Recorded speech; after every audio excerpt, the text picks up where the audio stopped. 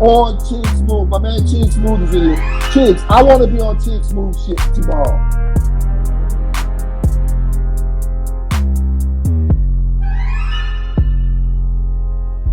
So I'm like, you can't make me say sorry. You can't make me be sorry. I don't even want a sorry from somebody that it ain't genuine. So I'm not making you say sorry, but you gotta right the wrong. Long as you right the wrong, that sorry shit is for somebody else. Somebody else requires sorry. I don't. So, you know, there was the issue with that. There was the conversation with that. So what later moved on to was what happened with him and Royce.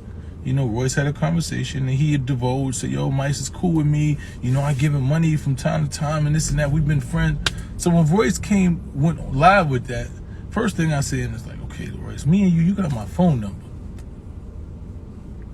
You know? So why when you call me and say, yo, this is what he said about you, before you would go live and try to make it seem like because he said he gave me money that I'm going to allow him to do something disrespectful to black people. That's how it came across. And I'm like, that's not something that I would do as a person that has your number and I consider you a comrade and a friend. I just wouldn't do that. You know, that's just not something I would do. So that's what me and his debate was. It wasn't about over the minister, about what he said or what he didn't say. He said, well, he said that. I said, yo, but you could have called me, bro, before you went public with it. So that was our debate. It wasn't about whether he was wrong. I said, for me, he had to take this shit down. I told him that I don't require apology because apology to me without somebody that's invested in it or feels like you really care about it, they don't have the same value to me. But other people have a different point of view. Then people in the nation gonna feel different about that. You know, they gonna want you to say that.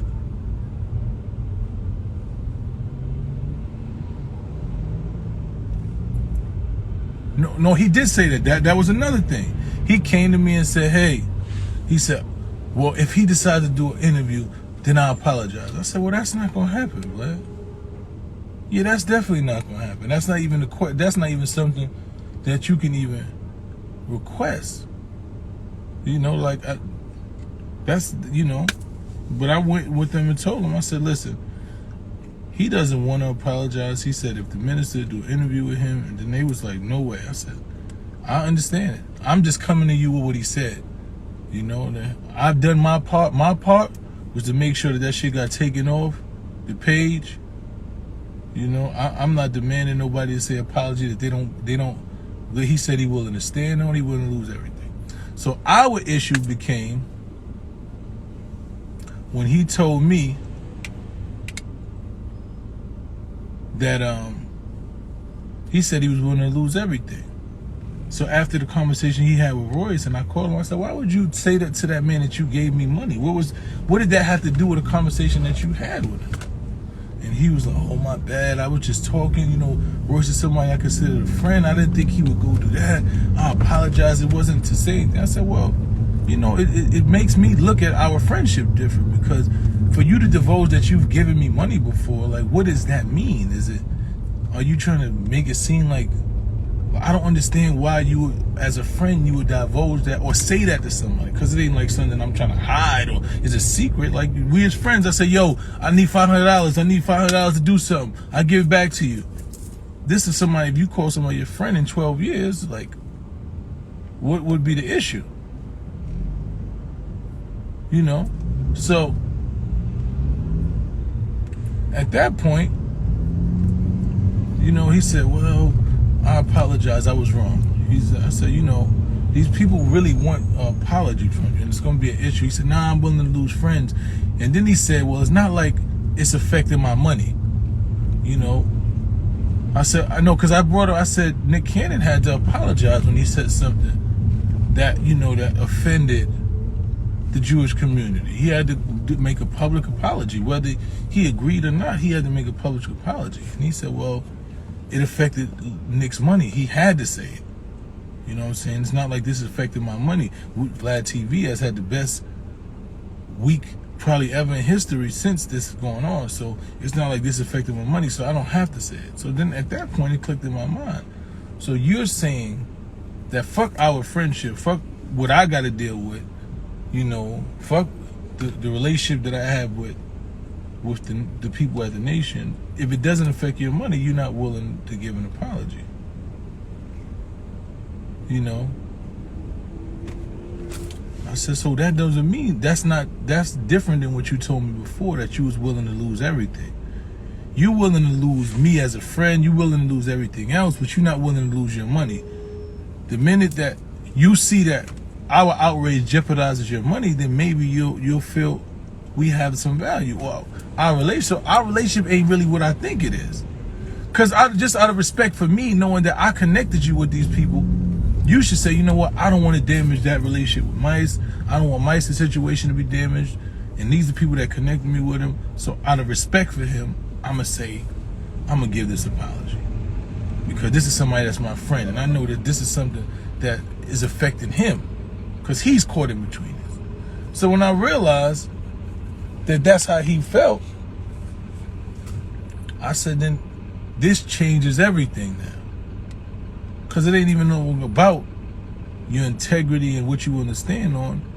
You don't feel that we or me as black people or our friendship affects your money or is valuable as your money. So I can't stand behind that. You know, I was willing to respect the fact that you didn't want to apologize because there was principles involved and you was willing to lose everything. But when you say you willing to lose everything except money, then that changes the dynamic of the reality of what you're saying to me. You know? So at that point, our dynamics change. Now, when people say you don't have the same energy for Vlad never called me out my name. He's never disrespected me. You know, he just took an opposite position than what I morally stand on. And at that point, I realized that our friendship wasn't what I thought it was. And I couldn't stand by that no more. You understand what I'm saying? I couldn't stand by that anymore. But that Vlad had never called me bitches and clowns and said they're going to put money on my head and call me bums and said I was out here scalping tickets. He's never went on an interview and disrespected me or called me out of my name. So there's no need for me to give him that energy. There's no need for me to talk about putting my hands on him. You know, where we morally conflicted and we came to a crossroads and our relationship changed and it was diminished.